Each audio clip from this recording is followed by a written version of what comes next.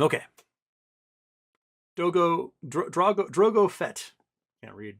Any thoughts on puts on Netflix for after the quarter report strike at like 250? Um, Last time around, Netflix announced that they had gained viewers, right?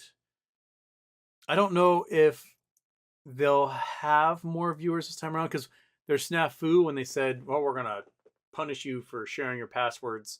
And then they clawed that back in a hurry. If any of the people who quit Netflix will pop up on this report, because it was after the quarter ended. I do think it's safe to say that Netflix isn't doing so hot. That they canceled too many shows people wanted to watch, greenlit too many shows people don't want to watch, raised the prices too much. I think they played the pandemic poorly. Like they could have capitalized on that a lot more, but they just canceled too many shows. And a lot of people were like, "Well, I'm done." And they do a lot of big budget movies that never make it to the theater. So I don't see how spending $100 million on an action film that never gets shown in a theater to get ticket prices is necessarily a good investment for a streaming service. Like you never saw ABC do $100 million film, right? And they've got advertising dollars to support them. The made-for-TV movies were shit.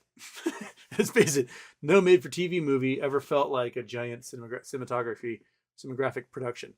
But a lot of these streamers are discovering like, oh, we just spent like $300 million on a Star Wars series. People seem to have enjoyed it, but not enough to make it worth spending $300 million on a Star Wars series.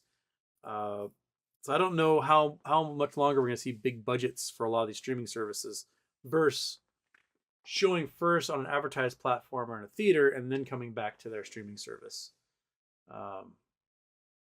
But at this point, if you're going to do like puts on Netflix, you might just buy a put and buy a call, and whichever way it spins, you'll make money.